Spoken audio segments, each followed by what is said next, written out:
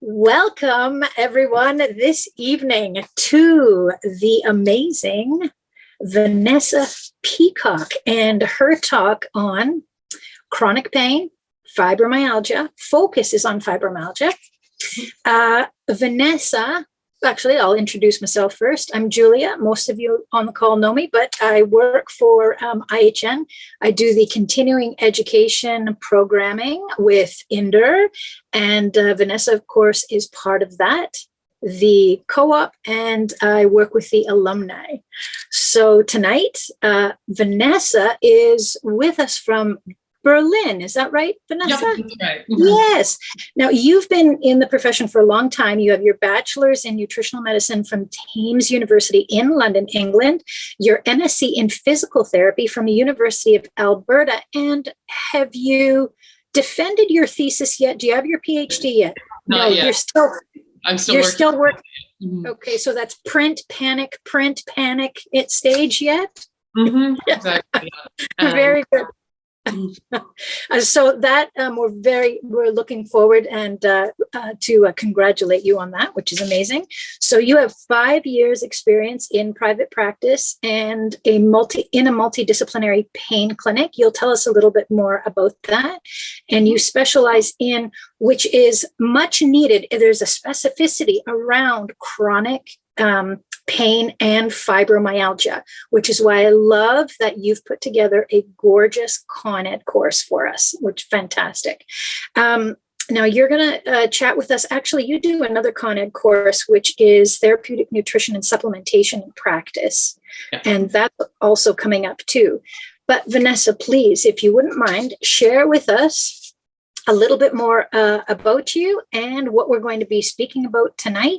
I think the webinar is going to be about 50 minutes to an hour. Is that right, Vanessa? Yeah, pretty much exactly. Yeah. Perfect. And then at the end, of course, we're going to have the Q&A. So please, everyone, welcome Vanessa Peacock. Oh, so thank you once again for that warm introduction. And so just to sort of sum it up, I've it's been over, I think it's been 12 years now, 13 years that I've been in nutritional therapy and nutritional therapist. Yeah, it's 2023. So it's 13 years in nutritional therapy and 5 years going on 6 in physical therapy. And as Julie mentioned, I sort of become a pain specialist throughout all of this. Personally, I got into preventative healthcare because of my own health history and then just have brought it through in that way into helping professions to help bring this forward. And I've also been connected to the Institute of Holistic Nutrition for also exactly 10 years now. So I'm very glad to be basically sharing my knowledge with you. And I've always worked with so in terms of pain therapy, I've worked in an interdisciplinary team with psychologists, doctors, occupational therapists, physical therapists, and nutrition. So I'm sort of trying to put all of this together into something that you guys can use personally and professionally. And as Julia also mentioned, I have made a course on chronic pain and nutritional therapy specifically, and we dive into the other therapeutic modalities as well. And this webinar is just sort of a little bit of a teaser from the sort of the greater course itself. And we're talking specifically about fibromyalgia. So what I'd like to do is just start sharing my slides here, and then we'll get into it. Now, of course, everybody who can read. So I'm going to try not to just read my slides. I'm going to try to expand on them, really flesh out the details of the concepts in a way that makes them understandable and relatable. And I'm always open to and super happy to receive questions. So just go ahead and write them in the if it absolutely has to go into the Q&A, I think we can sort through it. But if you can save them for the Q&A panel afterwards, that'd be perfect. And so let's go. So we're going to talk about today. We have to talk about, because we're talking about fibromyalgia, we also have to talk about actually just what pain is, period. And this is something that is not well known. And I'll talk a little bit about why that is, but we are going to have to just flat out introduce pain in general before we go into specifically pain and fibromyalgia. And then we talk a little bit more about the specific, portrait of the condition fibromyalgia itself. So we look at just some general statistics, prevalence, risk factors, symptoms, how it's managed in the medical community, so allopathic medicine wise, and then also how it's assessed. So, how do you know, like, what are some of the ways that you can sort of define somebody's fibromyalgia? And the reason this is important is because, of course, you always want to, both for yourself and as a practitioner, you always want to know where you're starting so that you can measure changes when you've actually got a therapy going, because that's the only way to know if it's really working or not. And so I always like to talk a little bit about assessment strategies and like what are some things to look for, because when things change more slowly than from night to day, it's sometimes hard to notice that the changes have happened. And then we give an overview of some of the potential nutritional therapies for fibromyalgia. Of course, they have to be tailored individually, but just an overview of what we know can have a beneficial effect. Supplements that have also been shown to have an effect on fibromyalgia, and then kind of a brief overview of what some other therapies are, some other complementary therapies. And then, of course, we get into questions. So, starting out with what is pain. So we go into a lot more detail in this in the course, of course, but we have to start by talking about what pain isn't. And what pain isn't is a reliable indicator of tissue damage. So just because somebody has a lot of pain does not mean that their body is necessarily in a worse state than somebody who has less pain or no pain. And that is explainable by how pain works overall. So the purpose of pain is not to make people suffer. The reason that we think that pain tells us basically like how badly our bodies are doing or how poor our health is simply because of our internal interpretation. It feels like we're being tormented, and that seems pointless unless there's a very good reason for it. And also, the fact that the theories of pain that are quite old, like theories of pain from the time of Aristotle, from the time of Descartes, they all operated on the same principle, that pain was the body telling the brain that it's injured, and pain is essentially the message that I have been injured. Pain is not that. Pain is essentially an alarm system that is meant to change your behavior in some way through the production of pain. And whether or not that change in behavior actually helps the cause, that is not so determined, simply because the system is a little bit outdated. It's a little bit like our blood sugar control. The system worked relatively well before the age of modern medicine, when, if you broke a bone and you walked on your leg, it would hurt. If you broke your leg, of course. If you broke your leg and you walked on it, it would hurt. And if you ran on it, it would hurt more, because the more you run on it, the more likely you are to displace the fracture, cause splintering of the bone, which could open up, the wounds in the skin that could invite bacteria in and could cause blood poisoning. And it's just bad. So you would feel more pain to basically stop you from doing that. And the idea was, if you just stay still and don't move, eventually your leg will heal, or it won't, and you'll die. And that was what pain, that was the response that pain would give you, because there was no more subtle or more how should I say it, more effective way to ensure your survival. Whereas now, excuse me. Now, because of the invention of medicine and modern healing techniques, you can survive things that you would never survive before, and the pain system has then become a little bit evolutionarily unsuited to our modern lifestyle, the same way that our blood sugar control system is not suited to diets that have an abundance of sugar in them all the time. But pain is complicated. So it used to seem relatively simple that, okay, I've broken something or I've hurt myself and I just have to now not move and then I'll heal and then the pain will go away. Whereas again, we live in more complicated times and the system doesn't function as it used to. Pain is still an alarm, but it has many components that have also a lot more to do with emotional states, stress reactions, the amounts of sleep that we have. Basically just it's more complicated than just an injury or damage to the body. And what I'd like to show you first is just a 5-minute quick video that gives a little bit of a background to that, and then we're going to talk a bit more in detail about how it works. So here we go. Once upon a time, all the lands were fraught with persistent pain. So widespread was this affliction that 1 in 4 people experienced it. The pain lasted for more than 3 months. It shadowed their daily lives, held them back from everyday activities, and the interventions they tried proved useless. Hey, pain, go away. We've tried it all, but still you stay. Moving less, taking pills, knives and needles, and still we're sore. We can't take no more, no more. But the pain remains like a loyal companion.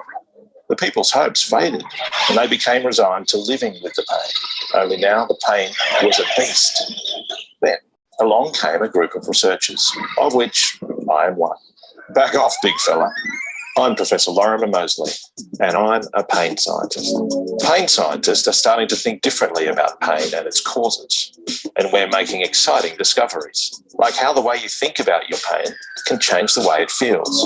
Over the next few minutes, I'll help you to understand your pain. Understanding is important because it can change how much things hurt and how much your body can do, and it can help you to tame the beast. First, trust me about this. Pain is not an accurate measure of tissue health. Pain is a protector. By making unpleasant feelings, your brain changes your behaviour so you can avoid injury or your tissues can heal. Sometimes pain is not helpful, like phantom limb pain. You don't expect a missing limb to ache, but it does, and the pain is very real. So how do we explain this? Well, pain is a warning signal from your brain that depends on credible evidence to say your body needs protecting. Sometimes pain's too protective and you get unnecessary warning signals.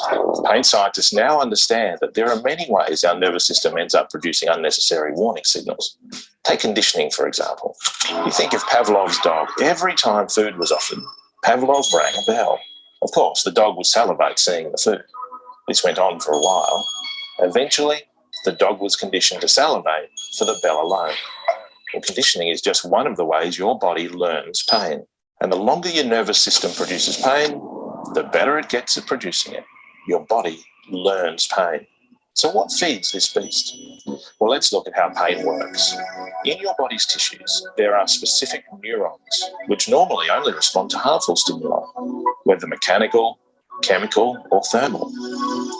When they are activated, they send a warning signal to your spinal cord, which can in turn send a signal to your brain. This activity in neurons is called nociception, and it's happening all the time, but only sometimes results in pain. Most of the time, the brain protects you with other things, like movement. Once the warning signal reaches the brain makes sense of it based on the information arriving and a vast amount of information already stored. If there's good reason to think protection is required, then your brain makes pain. One of our amazing discoveries is that you can have pain without any physical stimuli. Thoughts and places might activate the warning signals, and the pain feels exactly the same. But it's not just your brain. Your spinal cord also learns how to generate unnecessary warning signals. So how do you know when your nervous system is learning pain?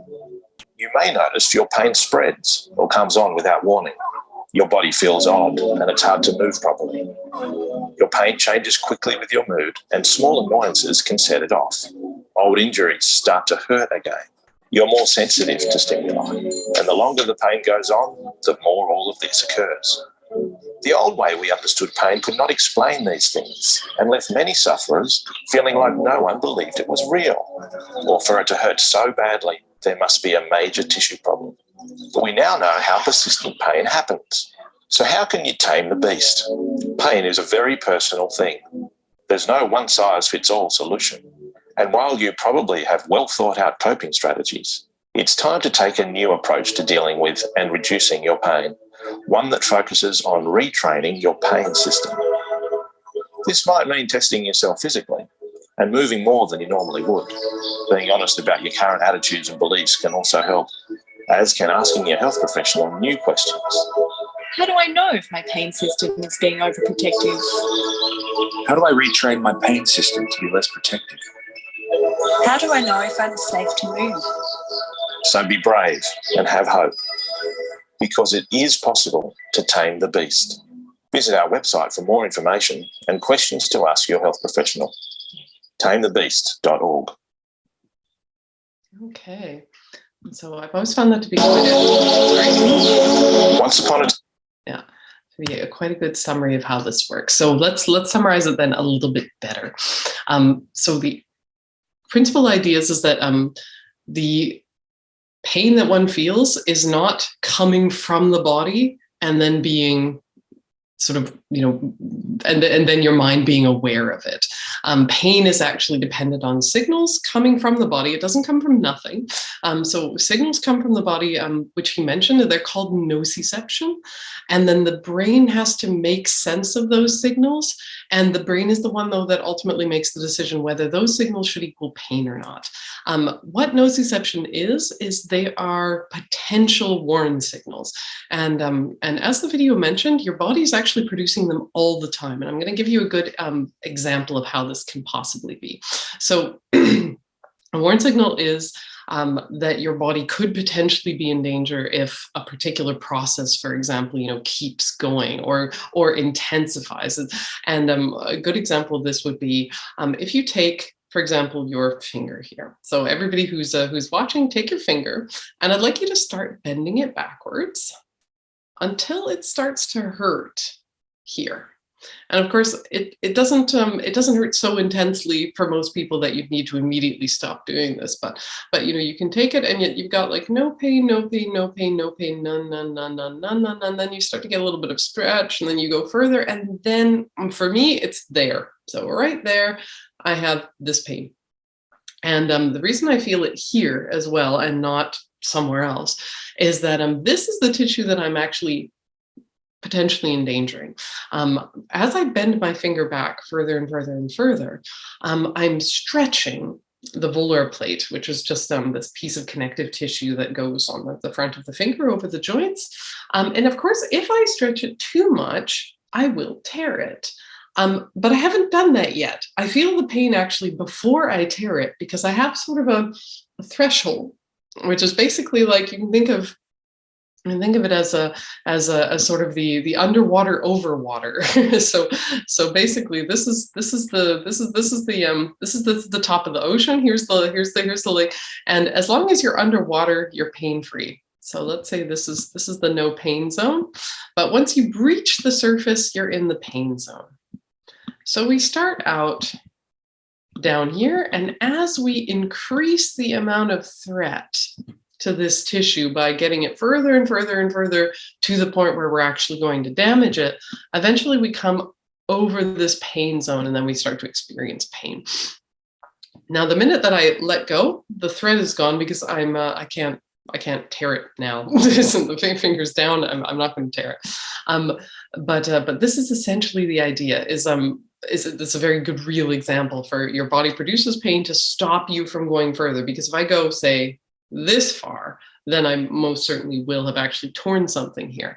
But when pain sort of comes on slowly and it's controlled, you can get to that point where you experience the pain before anything actually happens. The same thing you can do also by just like pushing on bones, like just find a bony prominence anywhere. And if you start out, you just press on it, there's no pain. And if you press harder and harder and harder and harder and harder, eventually it will start to get uncomfortable, even though you have not broken your bone. You've not done any serious harm. But what you have done is you've increased the amount of nociception. So the nociceptors are everywhere in the body except in the brain, which is why you can do open brain surgery and people don't feel it, but they're everywhere else. And and they respond to this sort of increasing level of threat, and that there is sort of this magic line where you go from not having pain to experiencing pain once that threat is sort of deemed by your brain to be significant enough that your brain is going to produce pain to stop you from doing that. And the thing is, I know that that's the case, but this hurts nevertheless. So this is not a process that we can control consciously, because there are at least between 9 and 11. It depends on the research and how you're sorting the brain areas out. But there are between 9 and 11 parts of the brain that do this, that essentially you can think of it as like, it's like sending a fax or sending a letter. So the nerves in the body are going to send a letter, and then when it goes into the spinal cord, that letter is going to get translated. So essentially it's going to get reread by someone else, who's then going to transcribe it and then send it up to the brain. It then goes through the periaqueductal gray matter, and that essentially is another and that's another transfer point to the thalamus, and then the thalamus is then going to again reinterpret that letter, rewrite it out, and then send it to all of these parts of the brain, where they're each going to have a read, and they're going to decide what they think that means. Again, from this point of view of, is it threatening or not?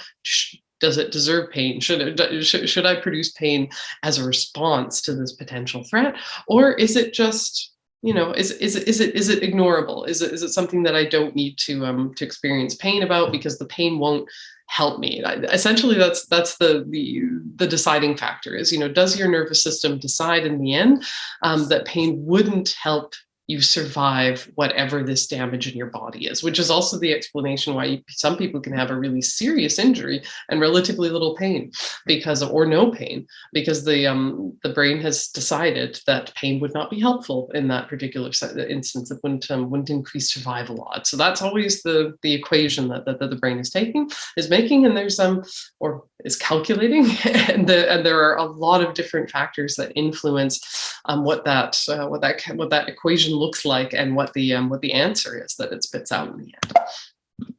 So we've also got some other interesting examples. They talked about how most people experience more pain because of nociception. So signals coming from the body from these special nerve endings that are everywhere except your spinal cord and your brain. Your eyes are also actually a huge contributor, though, because your eyes also give lots of information to your brain about what potential threats could be. And there was a case actually of a British construction worker who stepped on a nail and saw it go through his boot. This is an actual picture from this case. It's happened in 1991, I think it was 91 or 92, and you can see that the nail is sticking through here, and it actually. So he was in terrible pain, and they actually needed to give him morphine just to get the boots off, and. The minute he saw that the minute he got the boot off, he realized that the nail hadn't actually gone through his foot. It had gone in between the two toes, and then he didn't have any pain anymore the minute he saw that was the case. But his eyes seeing the nail simply going through the boot, and then thinking it must have gone through my foot, was enough to convince his pain system to put him in pain, so that he immediately got himself to seek medical help. And then once he saw that wasn't the case, the pain was gone. So it's a combination of things. So visual input, nociceptive input from our body, and also emotional input, which is going to come into fibromyalgia quite a bit. Speaking a little tiny bit more about nociception in particular, there are three generally. It's kind of broken down into four here, but heat and cold generally fall under temperature, but there are three potentially dangerous things for our bodies. So mechanical is anything movement related. So this can even be stretching. Again, if the system is really sensitive, like this is a stretch right now, I haven't broken anything. If my system gets sensitized, then it could interpret this much of a stretch to be a threat. Or at least as threatening as, for example, this much of a stretch. And that is what happens when people develop chronic pain, and they have pain everywhere. So we have mechanical potential threat, so anything movement, stretch related, temperature, so too hot, too cold, and chemical. And chemical is inflammation, it's neurotransmitter levels, it is like other immune chemicals, and these play a huge role in chronic pain development. So we have all of the nociception kind of goes from the body to the brain via the spine. The spine itself also can play a role in sensitizing the nervous system. So you can have regular amounts of signals coming in from the body, and the spine can essentially act as an amplifier, and it can turn, one signal into like 1,000. The same way that when you plug a guitar into an amplifier and then you just crank the volume up, you're strumming the guitar exactly the exact same frequency or intensity as you were before, but now the amplifier is turning it up. And this also happens in chronic pain. This happens in fibromyalgia. So the question is, okay, how does that happen, and what can we do about it? The big mechanism that you can think about as well, like an amplifier is a really good way of thinking about it, but think about it also in terms of this message sent, and then it has to be reinterpreted and it can be copied. So you can think of the center at the spinal cord as also sort of a big relay potential copy center. So it can take this one letter, read it, rewrite it, and then copy it 1,000 times. And how that happens is that you have got, so we've got a nice little like graphic here showing the brain connection. So when these signals go up to the brain, so let's say they come in first, and they go here, and then they're going to go up to the brain. Remember, I said there are 9 parts of the brain that then interpret these signals. And then let's say, for example, a normal reaction happens where a stretch is interpreted as being harmless. So stretch is harmless, shouldn't cause pain. So in that case, this danger signal is then going to elicit a response from the pain center saying this is harmless. So what it's going to do is it's actually going to send down serotonin. So serotonin is going to be released here. And we all know serotonin as our happy drug, and that is very much true. So it makes us happy. It stimulates some various centers of the brain that are responsible for improving mood, but it also blocks these sort of danger signals, and that serotonin goes in and it blocks this at this level. Now, let's say though the opposite happens. So let's say that the pain centers of the brain decide that this signal that's coming in actually requires pain. Let's say it decides, okay, I'm going to produce pain so that you change your behavior and you protect yourself. It is then going to send a different substance down. So it's then going to send down something called substance P. That's one of them. There's a couple of them that do this. It's going to send in substance P. And what substance P is going to do is this. So this is central sensitization. Central sensitization is the way that these signals can be amplified, so that these messages can be copied or destroyed or ripped up. So in a non-sensitized nerve, you can imagine that it has a couple of entry points or relay points where a signal is going to come. Let's say a danger signal is going to come and it's going to get relayed, but it's relatively normal. So it's going to stay basically below the surface of the water. So these signals are coming in, but they're not coming in so much or so fast that you get out of the no pain zone. So you're still in the no pain zone, because you might have signals coming in, but then they get sort of broken down again, and you stay the whole time under the no pain zone. And again, this is partially facilitated by serotonin, because serotonin will block excess signaling. Now, let's say though that doesn't happen. Let's say that we end up with more signals and we get out of the no pain zone. So the signals sort of build, and again, this is all spatially. So this is within a particular amount of time. You get signals coming in quickly enough together that we get into the pain zone. And what is actually happening there is a physical change in how the nerves are sending the signal. So it used to be that a couple would come up and then they would produce this reaction from the brain. Because remember, the brain is controlling all of this in the end. The brain is just like, okay, no more. We don't need any. Send some serotonin down. Serotonin blocks it. However, if the brain does decide, nope, we want more for reasons we're going to get into when it comes to fibromyalgia, it's then going to send substance P down, and substance P is going to increase the number of signals coming up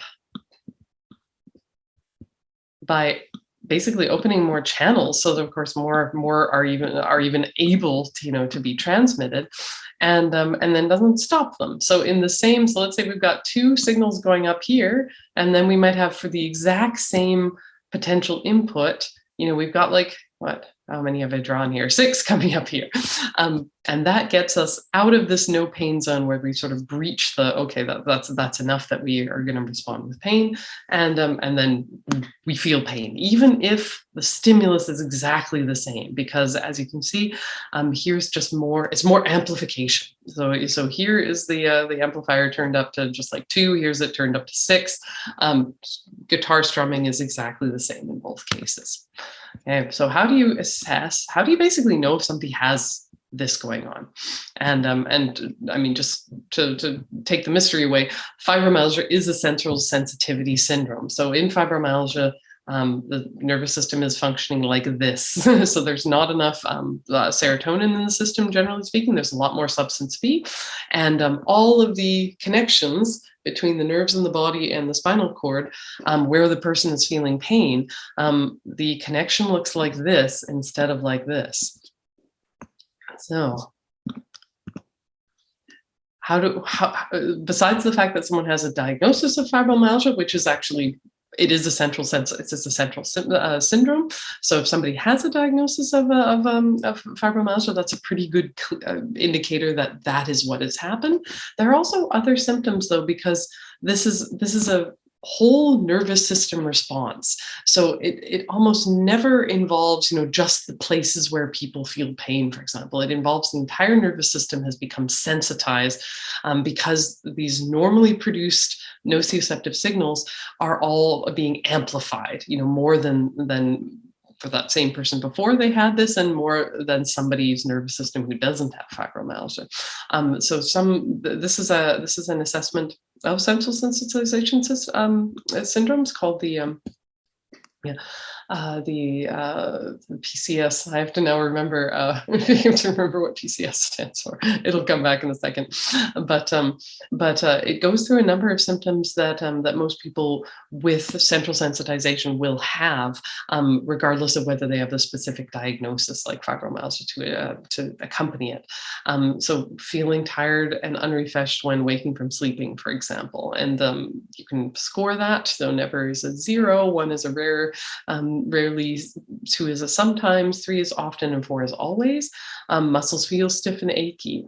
Anxiety attacks, grinding or clenching teeth, problems with irritable bowel-like syndromes, diarrhea, constipation, help in performing daily activities, sensitivity to bright lights, easily tired, just pain all over the body, headaches, discomfort when urinating, just generally insomnia, sleep problems, difficulty concentrating, rashes.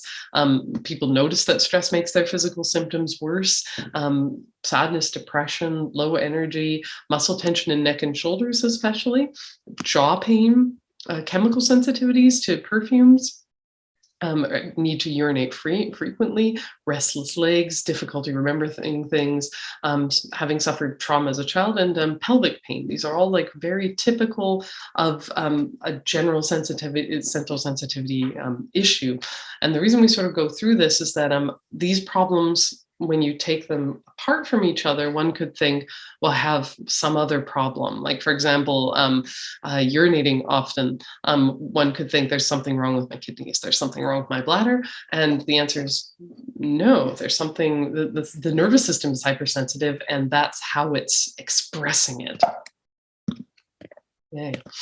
And for this index, thank you, Essential Sensitivity Index is what it's called. For this index, any score over 30 means that these symptoms that are listed are likely to be associated with these changes in the nervous system. And again, like I said, not specific pathology in the organs.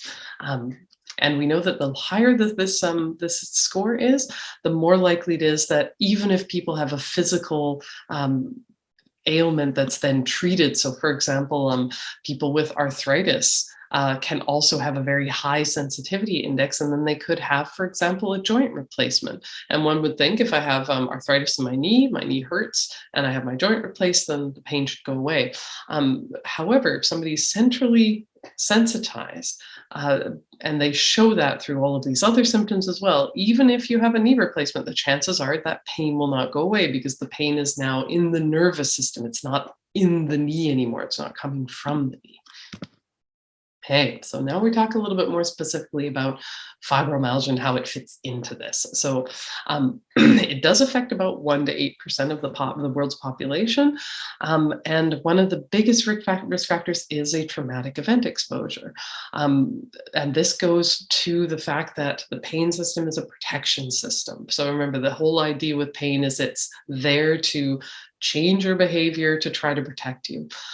When people have had trauma, their nervous system learns to be overprotective because a trauma is essentially something that shouldn't have happened. It's something that one should have been protected from, and that protection didn't happen.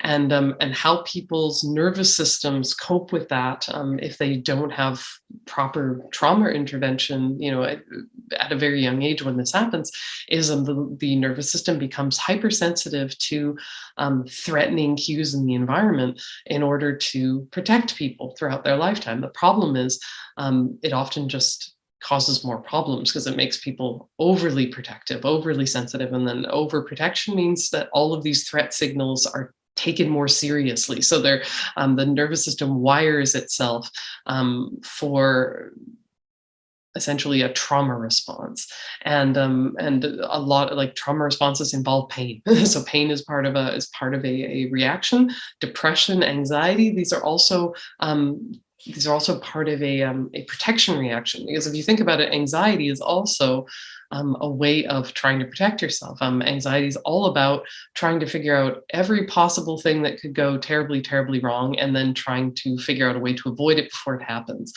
Depression is protective in the sense that when people don't do anything, the likelihood of something going terribly wrong and backfiring is reduced. But all of these protection mechanisms only function, and this is the problem with the pain system as it functions, is that it's only evolutionarily designed to function in the short term. When these symptoms go on longer, this protection mechanism becomes nothing but a hindrance, and then we need to look at it differently. We need to change the way we react to it. Body composition of over 25 is also a risk factor because of higher amounts of oxidative stress. And remember, we talked about one of the sources of nociception, so mechanical movement, temperature. Another one is chemical, though, and chemical is inflammation and also stress hormones. And people who are obese produce more inflammation, they produce more oxidative stress, and they also produce more stress hormones.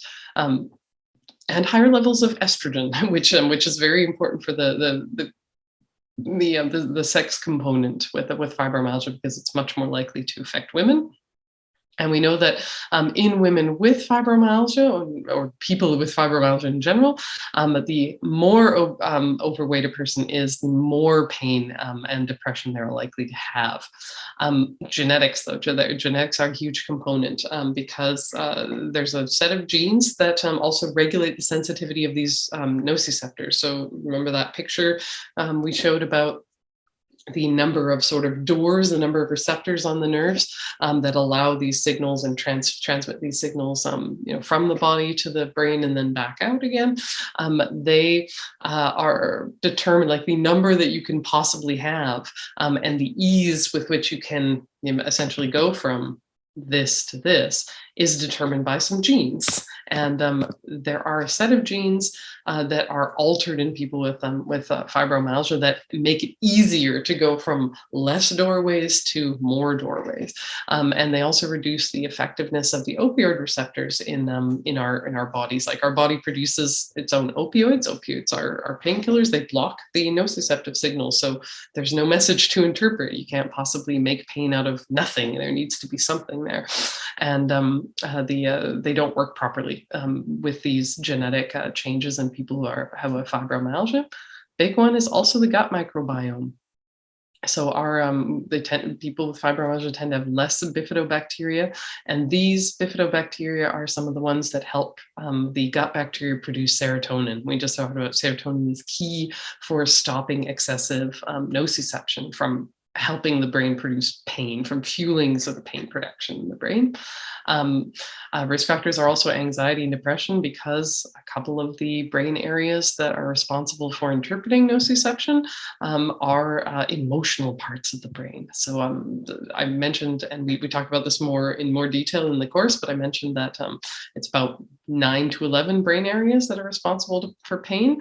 And most of them, 7 of them, are completely unconscious. And of that 7, 4 of them are emotional. Like, they're parts of the brain that deal completely with emotional things. And it makes sense. We all know that that pain hurts, and that pain, like, the idea of being in pain, is also an emotional experience. And that's not, but it is also physical. There's nothing that our brains can do that has no effect on our bodies. And we also know that, when you're sad, your stomach drops. Like, we know that our emotions have a physical impact, but sometimes it's hard to sort of think about that in the context of pain, because then it feels like, well, if you're in physical pain, that you're just making it up and it's just emotional, and that's not the case. What I mean to say is there is no separation. The separation was always quite artificial. Emotional pain can, in fact, be physical pain, and there's no imagining about that. It happens out of our control, and the anxiety and depression are the number one predictive factors of whether or not a physical injury will lead to chronic pain. And then we talked about gender. So it is 2 times more prevalent in women, because progesterone and testosterone activity are dysregulated in fibromyalgia, and progesterone and testosterone decrease pain. Women with fibromyalgia especially are more likely to have estrogen dominance. Estrogen does nothing to decrease pain, whereas progesterone and testosterone decrease the emotional centers of the brain's input into the pain matrix. And age, so it's just 20 to 50.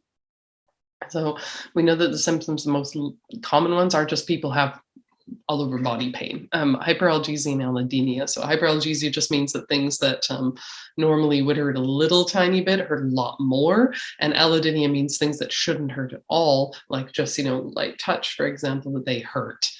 Fatigue is also part and parcel of this. Sleep disorder, cognitive issues, migraines. And the thing is, low quality of life with fibromyalgia. Like, fibromyalgia is not to be underestimated. It reduces quality of life as badly as something like COPD, which is a severe lung disorder, common in people who've smoked, for over 10 years, but it completely inhibits their ability to breathe, to walk, even to brush their teeth and such. So for fibromyalgia to be as debilitating as something like rheumatoid arthritis or COPD just speaks to the fact that it's a serious medical condition that needs to be taken seriously and not sort of dismissed as, like a diagnosis of exclusion. We also know that a lot of people with fibromyalgia also live with major depression. So 62 to 86% of people with fibromyalgia, and IBS, so about just about 30%, and that goes to the gut connection. In terms of medical treatment, there really isn't a good medical treatment for fibromyalgia. A lot of people with fibromyalgia will be trialed on antidepressant medications, but they're not even considered to be effective, and very little is like Health Canada has approved diloxetine is one, but there are no approved meds in the EU, for example. So there are countries where we don't consider the body of evidence to be compelling enough that even a single, prescription med is warranted for fibromyalgia. Cannabinoids may help. They don't help with depression, but they may help with sleep and pain in general. So CBD, and possibly testosterone, because we did sort of talk about how testosterone does actually have an inhibiting effect on pain production in the emotional centers of the brain that contribute to the pain matrix. And we know that opioids definitely do not work. Generally, people with fibromyalgia actually do overproduce opioids, and the problem is the receptors that are supposed to turn on when an opioid is there and then actually cause the effect of pain reduction are insensitive to opioids. So having more in the system doesn't help. It's just like insulin and diabetes. At certain stages of diabetes, the body is overproducing insulin, but the receptors just don't want it. So they won't take more sugar in, even if there's more insulin there to try to shove it through. And it's the same thing with opioids and fibromyalgia. So in terms of assessment, again, there are no lab biomarkers. So there's nothing you can look at on a blood test that will tell you how severe fibromyalgia is, because fibromyalgia is sensitive. It's a central sensitivity syndrome. A lot of people thought, like, okay, well, if I'm in lots of pain, especially musculoskeletal pain, there must be some inflammation or something going on. That's never been demonstrated. That seems to be the problem. Now, that doesn't mean to say that there's not too much inflammation in the body, but there isn't enough in the way that it would explain it the way that, inflammation would explain, pain with some, for example, a broken bone where it's swollen and everything, because we're talking about like very high levels of very specific inflammatory markers in specific areas. Whereas with fibromyalgia, with depression, with obesity, some of the risk factors that go with it, there is an increase in inflammatory chemical production in general in the body, but it's not in these levels where you would see it on a blood test and say, yeah, that's it's that it's that one exactly. The increases are generally a bit more subtle. So instead, we use there's a couple of surveys. So there's a good questionnaire called the Fibromyalgia Survey Questionnaire and the Widespread Pain Index. And they ask you to, again, like check where you got pain, and then you get a score out of that, and then the severity of it, how much trouble you've had. So this is always something that's good to do before you start a therapy, and then at some point, in that therapy, so maybe after a month, then go through it again and see if the score has changed. And that's a way you can track your progress. And of course, the pain catastrophizing scale, because we know catastrophizing increases pain. Catastrophizing is basically thoughts around the pain, like, it'll never get any better. It's going to ruin my life. No one will ever love me if I have pain. Things like this, where we take something that is threatening. So pain is an expression of threat, and then we make it more threatening with thoughts, with how we think about it, how we interpret it. You usually get a diagnosis of fibromyalgia when the other things have been excluded. So, it's not just a diagnosis of exclusion, but other things have to be excluded in order to get this diagnosis. So we have to make sure that you don't actually have an inflammatory or an autoimmune disorder like rheumatoid arthritis, anything that that you would expect with an active attack of the immune system on the body. Muscle disorders, such as myalgias, anything where like the muscle is breaking down, peripheral or central neuropathy, so damage to the nerves, and then other pain syndromes. So there are other pain syndromes like myofascial pain syndrome that don't have exactly the same symptoms or exactly the same profile, so those have to be excluded first. Pain catastrophizing scale, I just sort of mentioned what that is, and it's got these various statements that again, frame the pain in a way that it's hopeless and that it's going to destroy everything. And a score over 30 indicates clinically significant catastrophizing.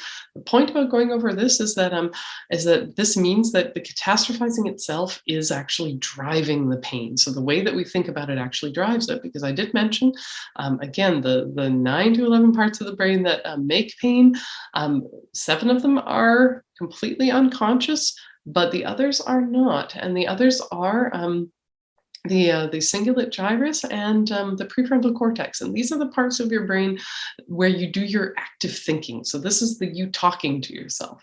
And we've discussed as well that when the brain reacts to these signals coming up, that the nociception that forms, sort of the basis for the pain response, it can either shut it down, and that's it shutting it down at the spinal cord level, like at the level where it's coming in, or it can turn it up.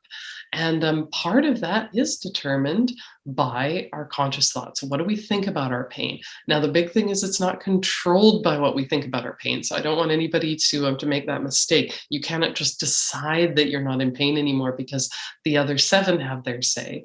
And we don't control them. They do that all in the background. But nevertheless, that is something to work on. And that's where some of the other therapies come in, like cognitive behavioral therapy, thinking about ways to rethink, your thinking about pain. They actually do make a difference because they then make sure that the brain produces less pain in the first place.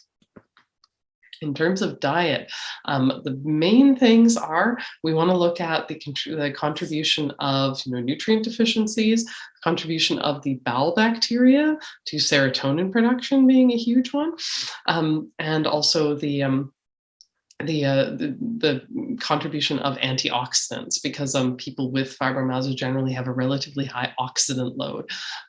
There's the high oxidant load from potential obesity, but then also just from some of the other dietary risk factors. So a good rule of thumb for food in fibromyalgia is it should be high antioxidant value, low inflammatory value, and it should also be very prebiotic rich and probiotic friendly. That being said, there's a couple of diets that have been researched that generally help do the trick. So a low FODMAP diet. So that's these are fibers that are predominantly digested by unhealthy bowel bacteria, which then changes the ratio of gut bacteria to favor gut bacteria that tend to produce pro-inflammatory chemicals that tend to decrease the amount of serotonin production in the gut. For example, there's an app for the low FODMAP diet, and if somebody decides that they're going to try this, they should try it for at least 4 weeks before deciding on the outcome, because it needs 4 weeks to work, but that's actually pretty good. Just gluten-free has, for the exact same reason, again, looking at the gut health and how a gluten-free diet affects the bowel bacteria. But it does take a year to be on a gluten-free diet to notice something. So I would recommend trying one of the diets that are going to give you some kind of a result a little bit sooner than that. Raw vegan diet is, again, very, very dense in magnesium. Magnesium decreases substance P production, for example, and CRP production is another pro-inflammatory chemical. So very, very antioxidant rich, rich in minerals that you need for superoxide dimutase, selenium, magnesium, we've sort of mentioned. And it generally tends to be quite fiber rich, be quite, quite prebiotic rich, and so helps with the rebalancing of the bowel flora. 12 weeks for something like a raw vegan diet. It's also, as a raw vegan especially, it's free of processed foods. And hyper processed foods are the absolute worst for the bowel bacteria. monosodium glutamate, so just MSG and aspartame-free diet. Now, if somebody eats a lot of MSG and aspartame, this would be a good one to try. Just get that out first and see how much of a difference that's making. MSG and aspartame also increase the sensitivity of the nervous system. They make it more likely that these nociceptors are going to build these sort of extra doorways for nociception to get in and to turn that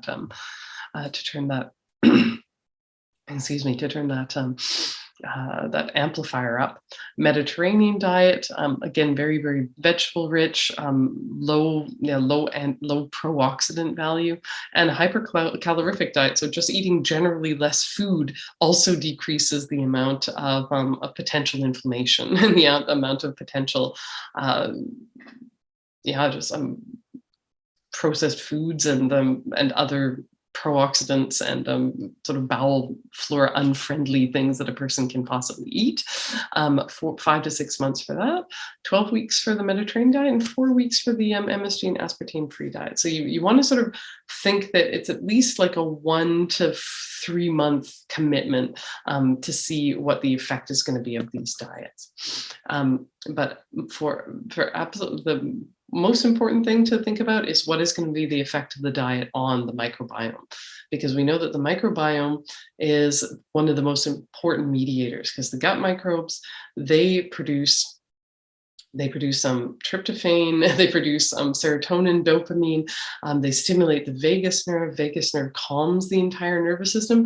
Pain is produced in the sympathetic nervous system. So sympathetic nervous system is adrenaline, fight, flight, oh God, and the bowel bacteria can moderate that. They can calm that all down.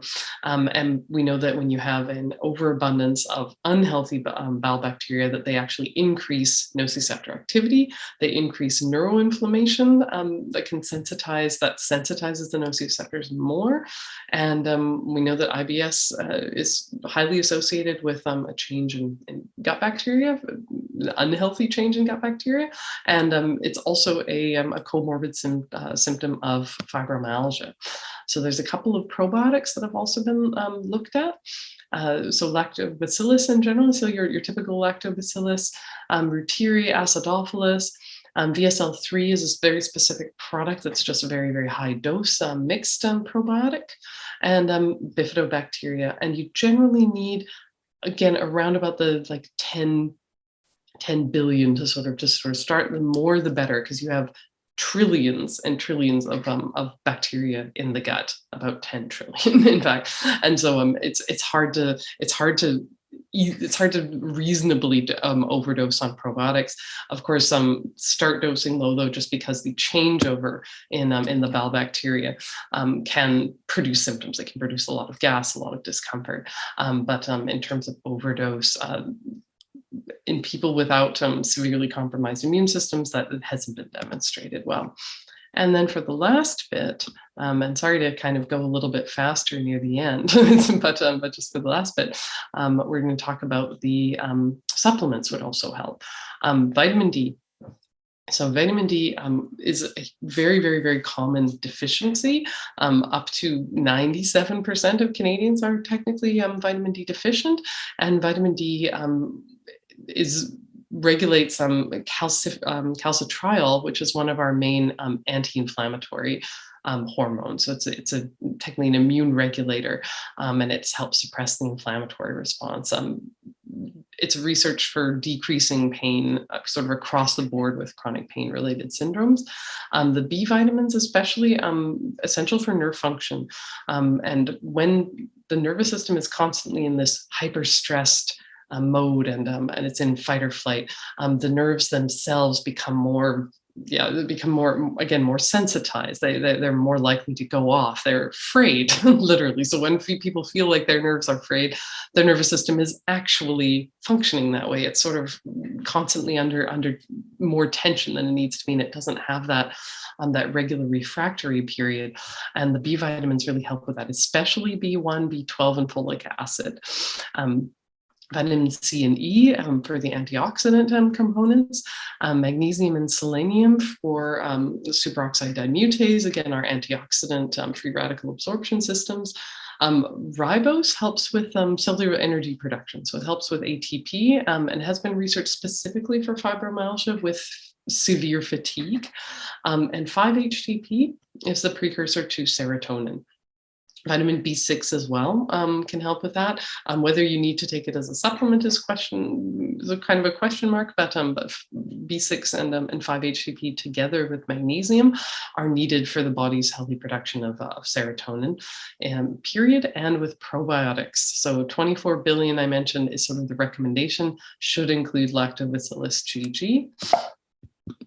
And those are supplements that are definitely worth considering if you can't design the diet to promote all of these. And the other helpful therapies are basically things that calm the nervous system down and help reduce the amount of excitability there, because again, a centrally sensitized nervous system is one that is easily excited. So learning how to calm that down is one of the keys also to controlling pain and to controlling the symptoms. In general, we need aerobic exercise for our nervous system to work properly, period. Aerobic exercise also makes our bodies produce more opioids, which again decrease the number of signals, and that decreases the general overload on the system. So you need at least 150 minutes a week in 10-minute increments, and you need to do that for at least 2 months before people can expect that their pain will start to go down.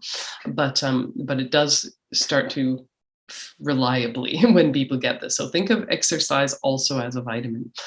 For fibromyalgia in particular as well, Qigong, which is slow, just some deliberate movements with paired breathing techniques, yoga as well, as a matter of fact, are also very, very effective. Massage, usually like once a week for 5 weeks, tends to help. And again, cognitive behavioral therapy, so reframing how people are thinking about their pain and what it means. And self-management education classes, so like learning how to build self-efficacy and combat some of the depressive thoughts and problems with motivation, because all of that impacts the functioning of the pain system itself, and it will decrease the amount of pain that people end up feeling. So that is a lot of information. Sorry about that, but I hope I've given you a good background to understand sort of how it is that that pain functions, period, how that relates to fibromyalgia, and a couple of ideas of sort of where to start with therapies. So we are now open for questions. Wow, Vanessa, that was amazing. And I am not sure why the world would not be completely healed from chronic fatigue, from fibromyalgia, if they followed your work. You need to have like a full online program. That was amazing. And what I loved about it is it's truly holistic. You are hitting absolutely every single part of the whole in terms of healing. I was a little mind blown. Your first whole 25 minutes is on the emotional part, on the sensitivity outside of the idea of physical pain. Like that to me is mind blowing. It's like Bruce Lipton sort of biology of belief. That's where you rested most of your 25 minutes. Well, that's what it is. I mean, I really feel like we need to just teach people what pain is very, very basically, because a lot of false beliefs about what pain is and what it means make it more likely that people end up with chronic pain. So I'm very passionate about this. Wow. Now you can. So thank you so much. Now I have a couple of questions too, but I see the questions are starting to come in now, but I'm really, I absolutely loved how you broke down first the emotional, intellectual content, then you went into food, and you're very specific around that, and then going into supplementation, and then these adjunct modalities. That's this really gorgeous holistic approach. So thank you for being on the right side of this, which is amazing. you had said 1 to 8% of people have this, have fibromyalgia. Now, is that only because, to your first point, where you were saying that there's no, there's nothing that's acknowledgeable or quantifiable when it comes to mainstream markers for this? That 1 to 8%, then might that be very low?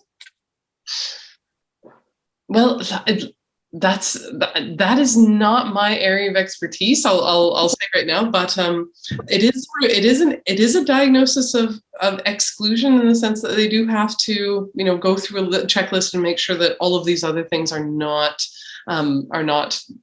also potentially on the table as a diagnosis. It is entirely possible that some people are underdiagnosed, though, because they could be diagnosed with, for example, only depression or only anxiety, where there is like a significant pain component that's just not acknowledged. But nevertheless, 1 to 8% of all human beings is enough. I think it doesn't necessarily. No, it really is. But it's just you've blown open the concept of pain, where it comes from, and how I have to say I'm gobsmacked, right? So there's a couple questions here. The whole idea of catastrophizing too is amazing. So have you studied infections related to fibromyalgia? So I've looked at this. So I haven't studied this just because that's not my area. But I can answer the question in that there are some infections that are thought to be related to fibromyalgia, and that is thought to be related to how the immune system then fights these infections, and the effect that has on how the nervous system functions. Because the thing with the immune system is that the immune system, every single chemical the immune system produces interacts with the nervous system in some important way. Like there are scientists who study this in depth, who consider the two systems to be essentially inseparable from each other. Like we always talk immune system, nervous system as if they're completely different, but they function so closely together that you could consider them to be one system. And there are definitely a lot of nervous system issues actually that do begin with an infection and then do depend on how the immune system responds to that infection, to that, and the resulting changes in the nervous system afterwards. Like long COVID is actually a really good example of this, because, for example, a cytokine storm, when the immune system responds to an infectious disease, can actually severely deplete serotonin and dopamine, and if those stores are not replenished in good order, that depletion can become chronic, and then you have all of these nervous system, emotional related symptoms that come out of it, like chronic fatigue, fibromyalgia-like symptoms, and such. So yeah, there is a definite correlation. I don't know what percentage of people are thought to have post-infectious fibromyalgia based compared to other, like fibromyalgia from other causes. But I hope that answers your question. Yeah, well, thank you for the question, Anne. Another one is, and thank you, always thorough and robust answers. And asks again, trauma. Are you talking both physical, as in a car accident, as well as emotional trauma? So any kind of trauma, emotional abuse, or PTSD? Yeah, we're talking about both, because a physical trauma is also an emotional trauma. The main thing that differentiates whether or not a trauma is how it's processed at the time, and then afterwards. Like there's a lot of research into this and how to reduce the likelihood that somebody's going to have trauma, like a PTSD like response to any trauma, physical or emotional, and it has a lot to do with like whether or not there's somebody there for them to share that trauma with in a sort of neutral, safe way, at the time that it happens.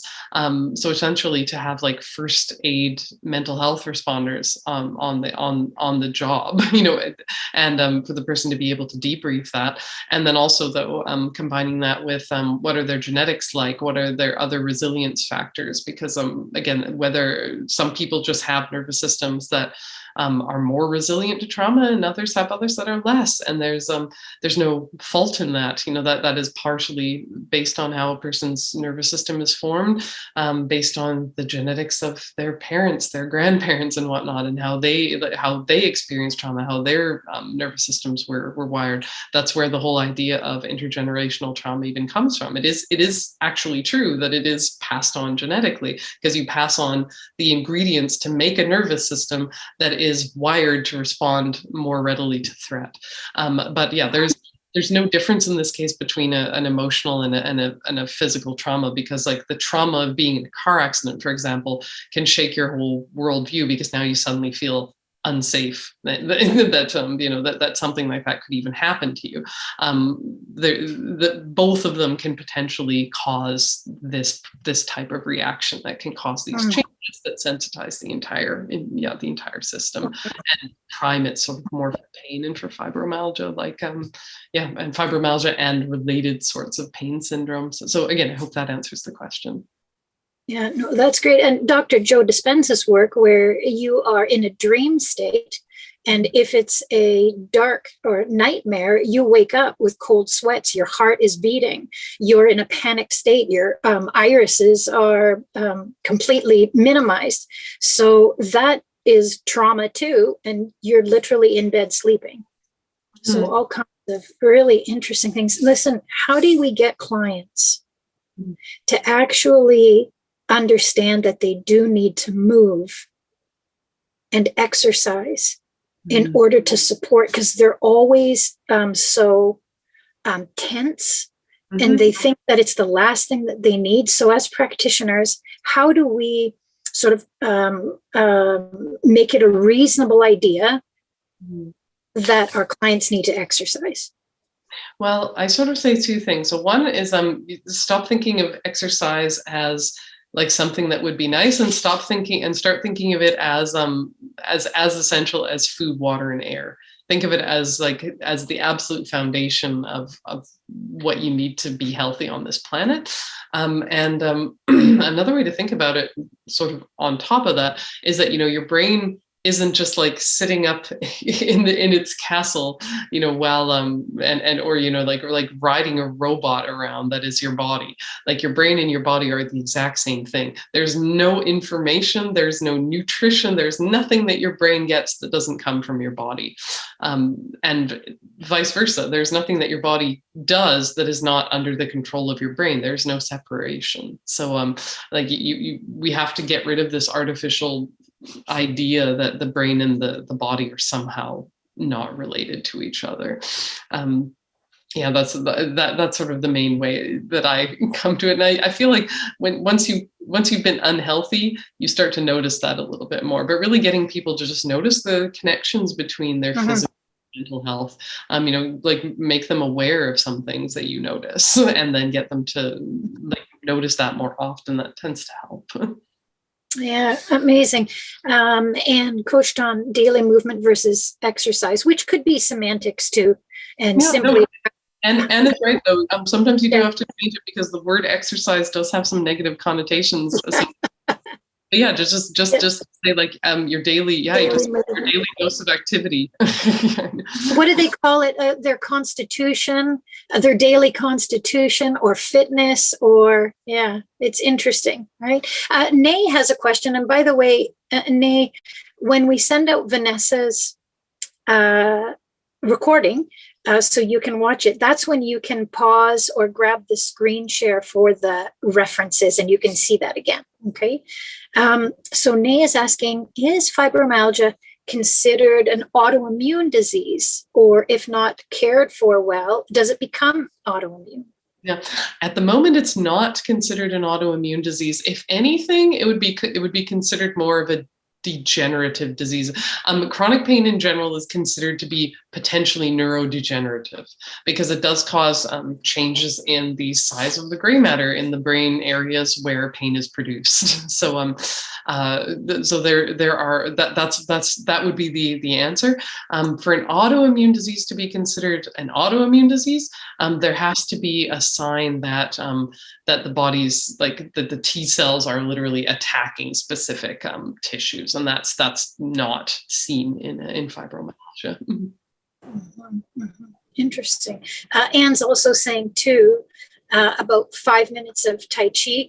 And I've also recently heard that the trend is high intensity a few times a day. Dr. Zach Bush, he's saying just intense, as if you're running for the bus and you need to catch it every half hour or so.